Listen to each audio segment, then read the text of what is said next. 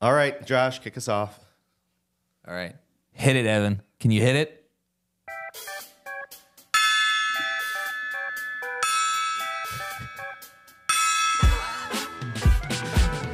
Perfect. Love it. Love it. Couple gongs, not just one today. 2 or 3 of them. Yeah, you're trying to Try to get the beat. this time. You know, Nice. it was close. It was close. You're starting a percussion career. Fantastic. Alrighty. What do we have on with the calendar? The agenda. Hold on, Evan's pressing the recording lights. Oh, People good. know. Now everyone knows we're on record. Yeah. So on the agenda this week, a lot happened in the tech space and the AI space. A few things that we typically talk about had some development. So I think we're going to hit those pretty quickly here. But there was OpenAI Sora, Google Gemini had some updates, and then the Vision Pro not doing so well this week. Yeah. So we're going to talk about all 3 of those things. So maybe the best place to start would be with OpenAI's Sora. I saw it yesterday. It looked really interesting. I'm going to ask Evan, have you seen this? Because this affects you, Evan. No. So I haven't seen anything about this. OpenAI released their own, the people that make ChatGPT released their own AI video generation thing. So Sora generates video based on prompts. Okay.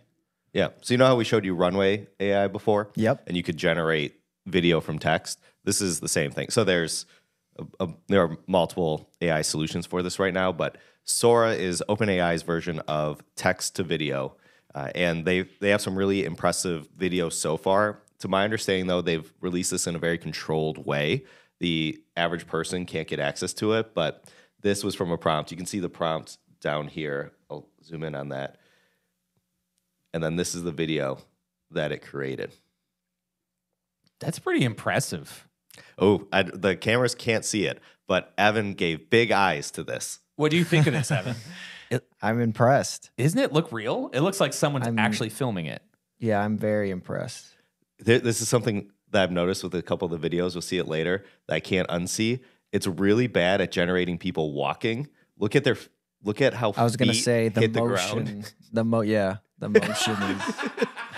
They look like they're going to like the beat of the little drummer boy, you know? Yeah, it's weird kicks, and so you'll see that. Hey, at least if you looked up there though, they sometimes they were having hard times rendering fingers. Mm-hmm. Like they'd have 5, 6, and well, 5's normal, 6, 7 fingers in different weird spots. I don't see anything wrong with the fingers. You don't see she has the really deep groove in the thumb and the. Oh, okay. Now that you mention it, that's the longest thumb. That is a huge thumb. Now that you're pointing that out, so yes, the hands are still problematic. So we'll seek improvement in that area. It's still very good.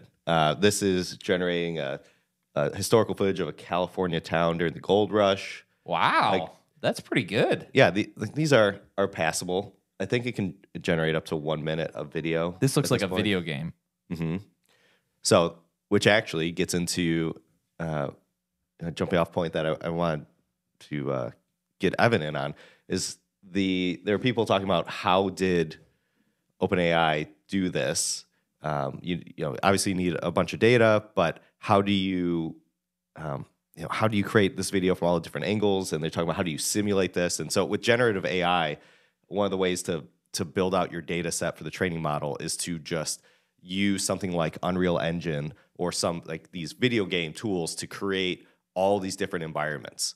And so you can take this car and replace the background and put in 100 different environments if you want to. But I saw some talk online about people saying that they believe OpenAI is using something like Unreal Engine to help train it. The training. Yep.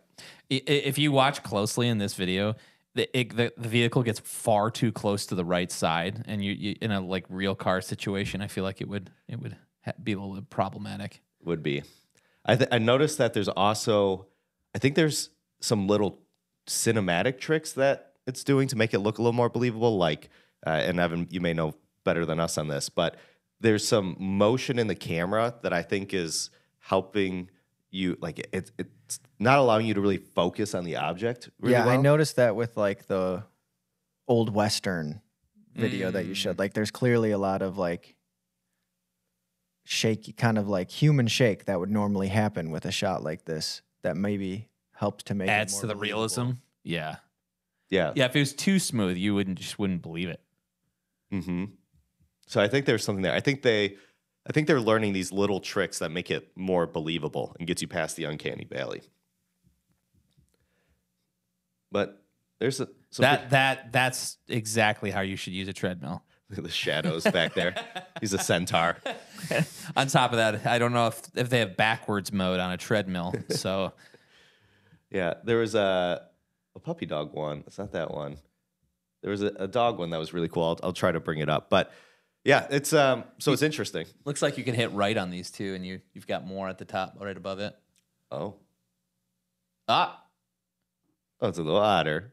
Look at that. Except otter spelled wrong. That's what I noticed about ChatGPT. It is horrible at spelling. Like, you tell it to do anything revolving words when you're doing image generation or video generation. Oh, it's horrible. Oh, that selfie stick's coming out of his body. It is a cute dog, though. It's funny. Like, this is objectively very impressive. It is very impressive. Like, that this could be done, but still we just knock it down. Like, oh, it's not perfect. It is dang good. It is passable, I would say. Yeah. Oh, this cat one. This one's getting shared a lot. So why is it getting shared a lot? It's visually impressive. Oh, visually impressive. I thought Yeah, there was like something wrong with it. That's insane. Isn't that crazy? That cat one is insane. In your head, Evan, what are you thinking when you're watching a video like that? As a videography person, filmography person, you're like, what are you thinking? Well, first of all, I'm wondering like how I can best use this. This is Sora something you'd thing. actually use. I mean, looking at the cat footage, like that looks incredibly real. Like it looks like there's motion blur going on. It and, does. Like, I don't know. It's just like I can see this being like showing it to anybody I know and saying like, "Hey, I just Film this. saw this cat in the wild and filmed it." Yeah, and no one would question it. Here's With this one. Here's my issue with this. I haven't fully thought this through. Okay. But I feel like this is not the most useful place to start with video generation. I feel like it'd be better to have this type of functionality in an existing 3D modeling software or like your videography tool of choice and take something like take a known object and then build out the environment around it. Like let me 3D model something and then maybe use some text prompting to kind of enrich it and then generate the video from there. Like I don't see people in the future just be like prompt engineering this to get the perfect type of video created. Like am I like thinking about this wrong? I don't know. I guess I haven't thought about it specifically deeply enough yet to know where to start. I know that I've you I think the last couple episodes you brought up the Prime Minister of Venezuela, right? Like he was speaking in Spanish and it made him speak in English using his words. Yeah, Argentina. Sorry, Argentina. So it's like that's very impressive, but this is equally impressive. So I'm trying to think of the context. I'd have to imagine, Evan, if you shot a bunch of video, well, I think would be cool is you being able to, like, you've probably been in a situation where you did a bunch of filming, you got back in the behind editing, and you were like, crap, like something's messed up in this video. I didn't film this shot. I should have gotten this shot. And wouldn't it be awesome to feed it some of the videos or snapshots of what you did and then say, this is what I missed. Please do this shot. Yeah, absolutely. I mean, that's happened multiple times, where it's just like, oh, I missed this one thing or the shot's great, but the person's out of focus or something, which is pretty fixable now with what we have. But yeah, I can see this being a tool that like every videographer needs to learn how to best use. I think the limitation Not even right now if is you like use it that much, but just to know how to use it in case something happens would be extremely valuable. You don't have to use it to like, replace every single thing you do, but right. I think it's really valuable to be a prompt engineer, you guys say? Yeah, prompt engineer. For videos. Because what's the prompt on this? Does it say? It says a white and orange tabby cat is seen happily darting through a dense garden as if chasing something. Its eyes are wide and happy as it jogs forward, scanning the branches. It's pretty detailed. Yeah. See, like you got to know how to Prompt it correctly. like that. Yeah. Yeah. Yeah, Yep. that's fascinating. Yeah. So it's interesting. It's impressive. I think it's it'll be useful for a lot of people, but I don't know. It still just seems off to me. I just don't think it's the right starting point. But this is kind of cool. This little tilt shift. Except he just run into that guy. Did you see that? No, I didn't see Look it. at watch the little vehicle. Watch what it does. He just runs right into the guy. There's some things a little off with it, as you can see, but Yeah. This looks like it's miles ahead of the one we looked at a few weeks ago. doesn't it? I forget the name of the one, Bryce, you showed us, but Yeah, the runway ML, that one. oh yeah, was it Runway? Yeah, I Okay. think so.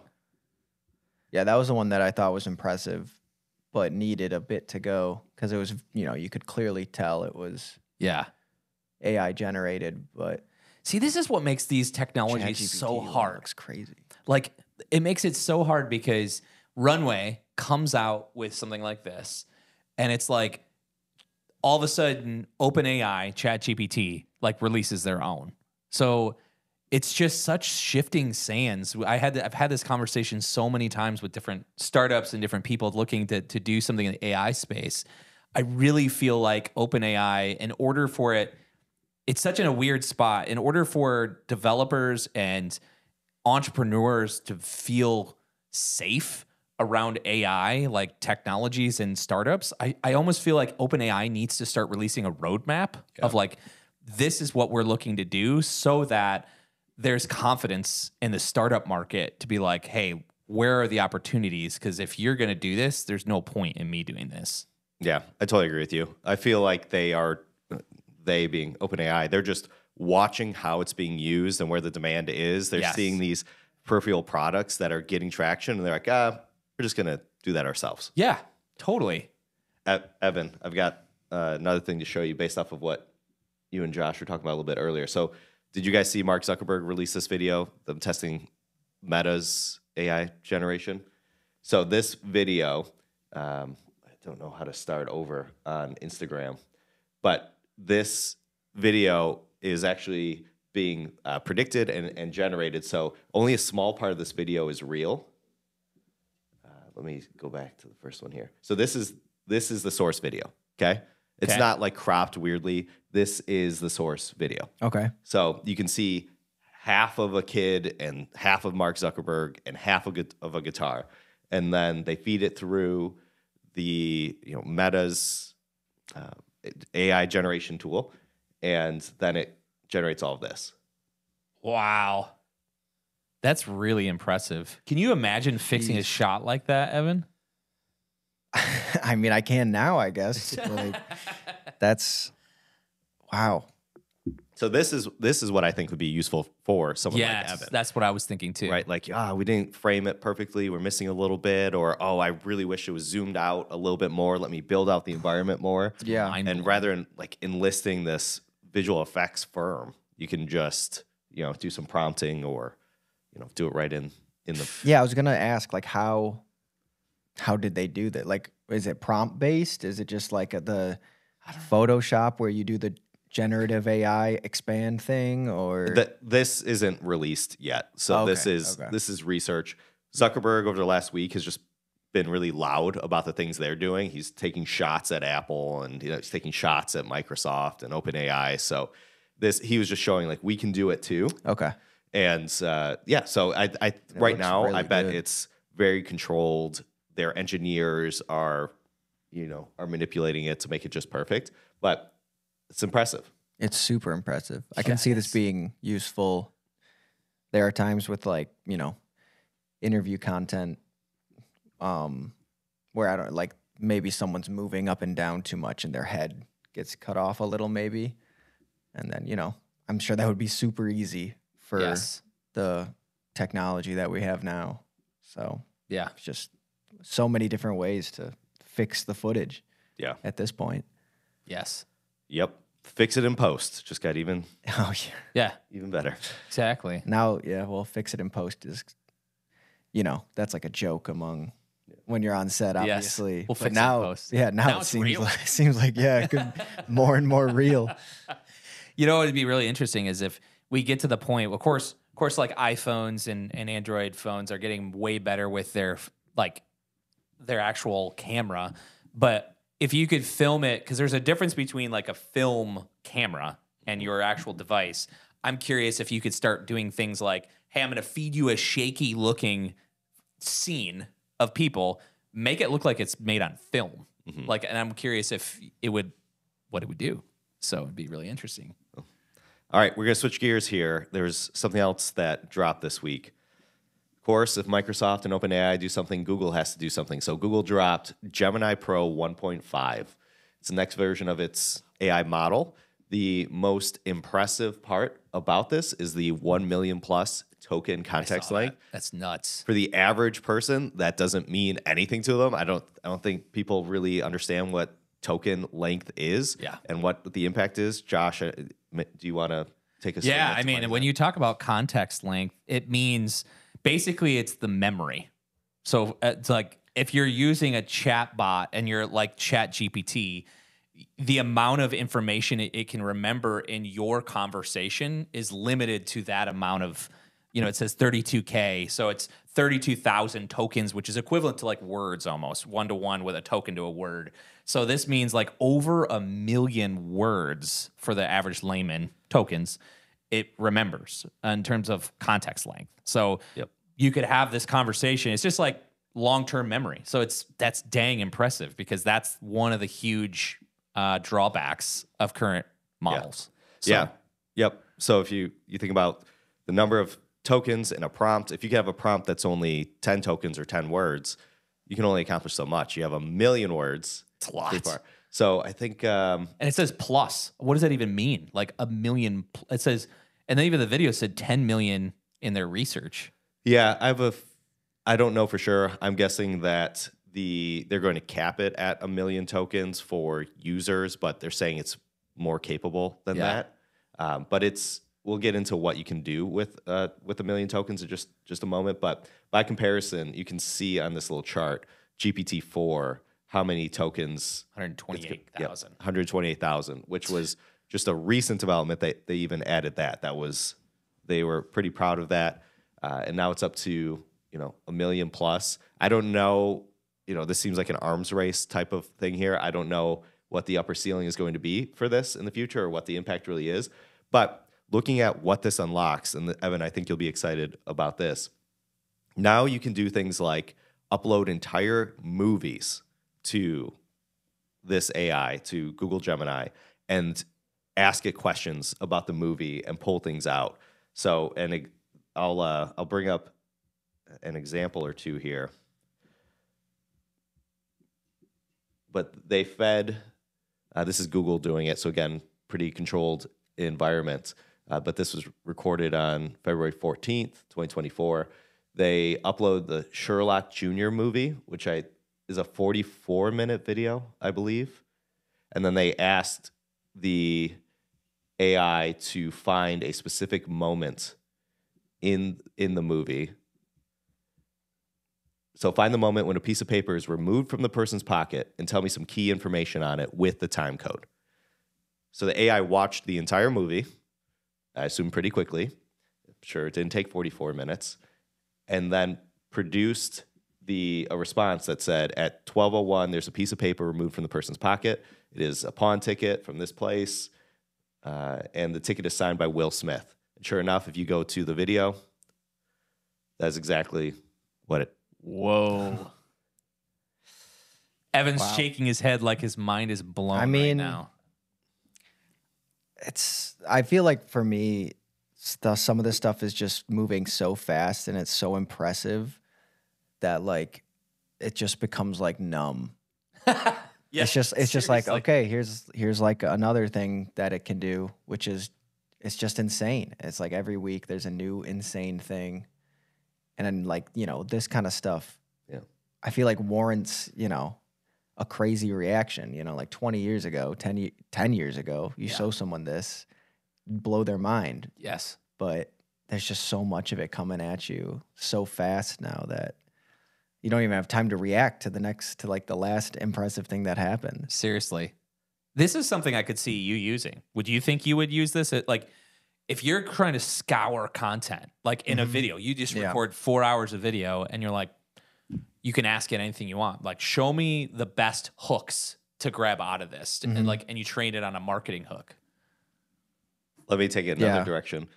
So right now, I'm guessing, Evan, what's going through your head is like, I can kind of look at the transcript and find something there. But what if it's just the video? Like, you wanted to see when a seagull flew through the frame, right?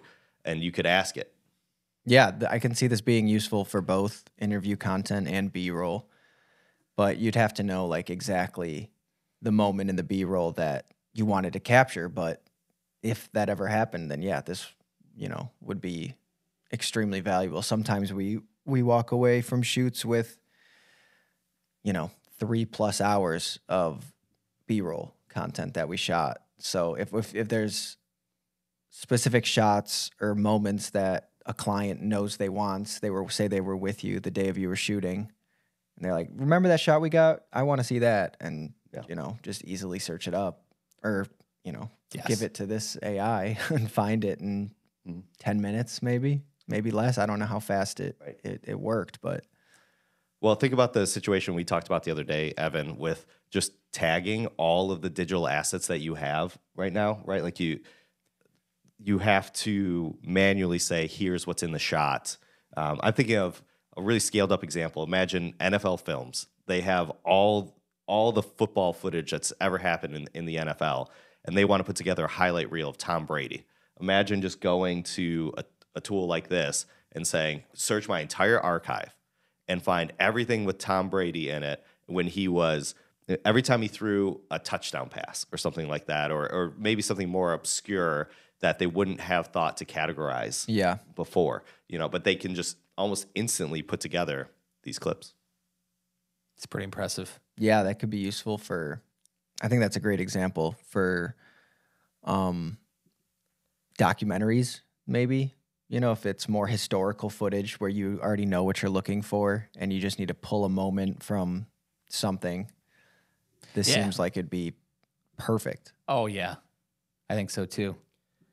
Okay, last topic of the day, and then we're going to have to get out of here. So the Vision Pro had a bad week, and I don't have anything to show yet, but I'll drag this off. So the Vision Pro had a bad week this week. They're going viral for all the returns that are happening for the Vision Pro headset. Wow. I hadn't seen this headliner, so this is interesting. Okay. So Apple offered a 14-day return policy for the Vision Pro headset. Guess what? It's now coming up to that 14-day mark since it was released. And so all of these people who jumped on board are returning them. I think there are a bunch of people who probably bought it just so that they can make a video about it or look cool, and now they're returning it. They didn't really have the money to pay for it. But the number one complaint that people are saying is that it's just too heavy and uncomfortable. It's giving them headaches. It's just weighing down on their face. They get red marks on their face, all those types of things. It's just not comfortable to be in for long periods of time. Interesting. Yeah, I mean, this is not, I feel like this is something that you have to understand who this is designed for, because it's not for me at $3,500 at the minimum. It's not for every single person, right? It's for this early adopter market that I think they're really trying to target more of the developers in this go around, like the actual engineers that are trying to create software for it, because the ecosystem is just not there either. So, Yep. Yeah, I agree. This is a funny post. Happy Vision Pro Return Day for all those who celebrate. Oh my gosh. Yep. Yeah. I think Bryce is pretty spot on with, I don't think to judge Vision Pro too much with this, because I think a lot of people had in mind that they were already going to return it within the return policy. Yeah. And they got it. They made videos. They used it, tested it. Even early adopters maybe just wanted to test it to out. test it out. Yeah. Yeah. So Yeah. I wouldn't judge them too harshly. I also am not too surprised by the complaint. I mean, it's V1 Yeah. of this massive advancement in AR, and you're upset because it's a little uncomfy. I mean, Seriously. Yeah, the tech pundits are saying Steve Jobs never would have released a product like this that wasn't really ready for the average consumer, even though it is a huge, like this is V1. Yeah. But V1 of the iPhone was still pretty polished.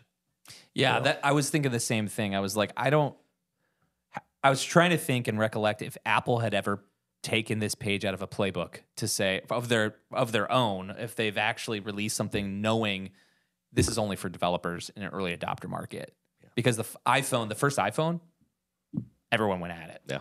So, yeah. Yep. So this headline, Apple Vision Pro users return $3,000 headsets because they cause extreme headaches, motion sickness. It's like a torture session. Oh, Wow, that's pretty bold. Yeah. Okay, that's different than a headache. I think guess. a lot of people Small are headache. experiencing mixed reality for the very first time, and that can be nauseating. It's tough to adopt it, and so people think that Apple just solved all those problems, but it's just a very different experience. Yes. So I don't think this is really harmful for Apple. I think it's going to be okay. I just think it's like you guys are kind of saying, it's getting to the right people. Yeah. now. Like the right people are using it. Yeah. Yeah, and it's funny how I think Mark Zuckerberg posts, and he basically was talking about how Meta, I mean, they've been doing all this stuff for a long, long, long time. And so it's interesting. You're getting a different Apple ecosystem and Apple target market, but it's true that Meta has been doing this for a while, but they, Apple always has a different set of polish they put on things. So this is just a different level of polish. I know it's a much higher def. Yeah, there he is right there. So yeah, so this was fun. This we can close on this, but this is, I mentioned earlier, Zuckerberg's taking shots at everyone else, and this is him taking a shot at Apple in the Vision Pro. So this video, it's not the highest quality looking video. You're probably wondering why does it look like this? But this is shot on the Quest 3 headset because Apple is getting all this credit for having this incredible pass-through mode, and you can see the world so much better. And Zuckerberg's saying, "Hey, we've got that too. Look at this video. This is what you would see if you were in the headset, and you can have this mixed reality experience." And he then goes on to just say, like, the Vision Pro is okay, but it's like super heavy and uncomfortable, and it's just not for everyone. Whereas ours is for everyone. So it's so true, though. I mean, are you gonna, for the average consumer, are you gonna, what the Quest is $500, right? Yeah, versus $3,500 minimum. That's crazy difference. Yeah, it's just made for different people. Yes, Sure. Yes. Yeah, I think the Vision Pro being released was the best thing that could happen to the Meta Quest, because it just created this demand for mixed reality, but the people don't have the money to buy that, and so it just makes this $500 headset way more attractive. You know what Zuckerberg should do if he's calling all these, if he's doing all these shots across the bow, he should totally capitalize on Apple Return Day and make a whole marketing campaign out of it, right? He's like, for all you who returned your absolutely. your Apple. That'd be funny. Have like the Apple trade-in program, but over there, like see, show us that you traded in, and we'll give you a discount. Yeah, you something get like $100 off. See, Oh, that'd be pretty good. Yeah, so it's interesting. I'm excited to see Zuckerberg get a little more fired up here and taking he's shots. fired up. And then Vision Pro, little rocky week for them. OpenAI, big week. Google Sora? Gemini, Was big it week. Sora? Sora, Sora. Definitely, check that out? definitely checking that out. Yeah, after this. Yeah, I mean, as of today, I don't think the average person can get access to it. I think it's limited release, Oh, great. but it should be coming out soon. I'm just an average person here. Sorry. We're just average people too. We don't have access to it. So what does that mean then? Do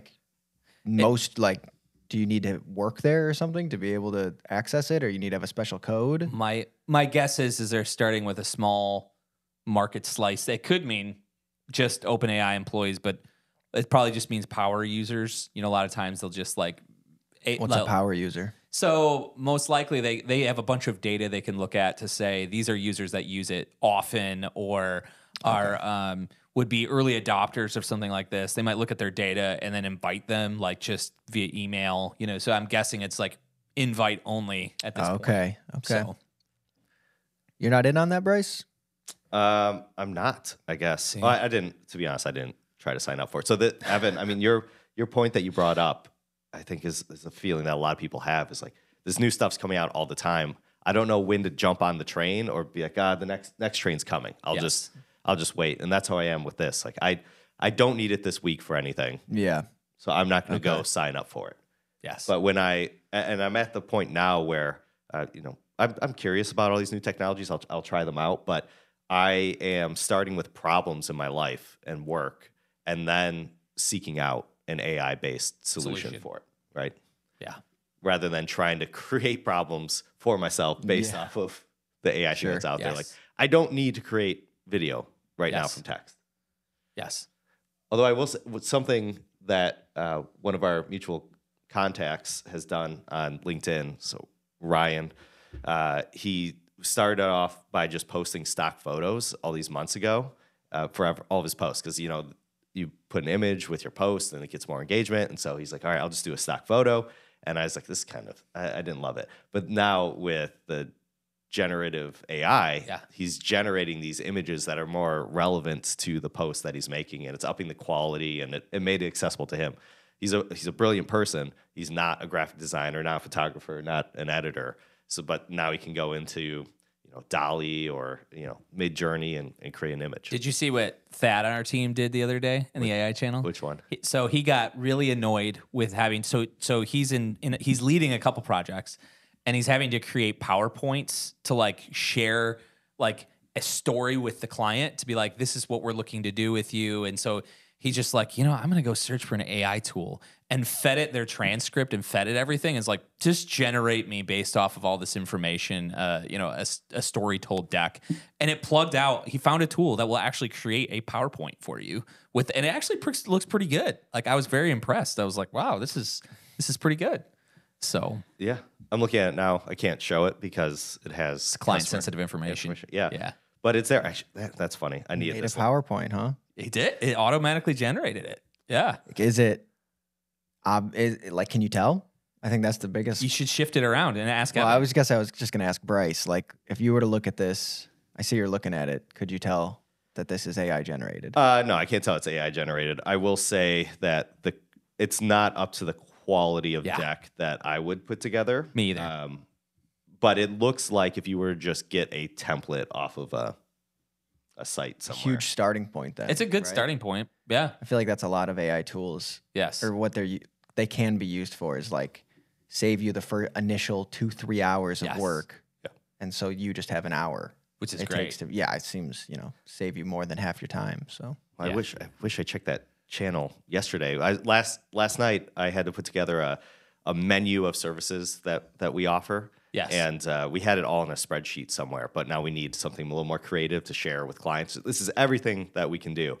And I was like, all right, I should create a deck. I really don't want to do that right now and go through all that, but this would have been perfect for it because it was like every service just needed a slide and the description on it, the price, maybe throw a little icon on there. Yes. Oh, that would have been nice. So I'll be trying this later. You know what? The worst use case I've found so far for AI, give it a problem and then say, I want to create a visual diagram of this. It's horrible at that. Yeah. So the diagram comes back, there's no coherent English in the image. There's like arrows are going in weird places and you're like, oh, this is not a graphic I would ever use. So what's the AI diagrams? There are the plugins though. Yeah. I'm sure a plugin does it. I didn't do the plugin. I just did ChatGPT multimodal. Yeah. So, because I saw this, content creation hack where people are using ChatGPT to generate all these talking points and the scripts, and then they feed that into the mind mapping plugin, and then it'll create a mind map that you can use, and you can use that on your screen while you're talking over it, and now you've got a whole video, right? You're just like working through this mind map. So yeah, but out of the box, it's horrible. Do not try to create it. Yeah. So all right, we've got a hard stop here. We've got to go, but that's the week that was. Look at that, Evan. You want me to play us out, or you want to play us out, man? Do you have other songs? Yeah. No. Just the one if you want it. Yep, let's hit it. Okay. Let's hit it.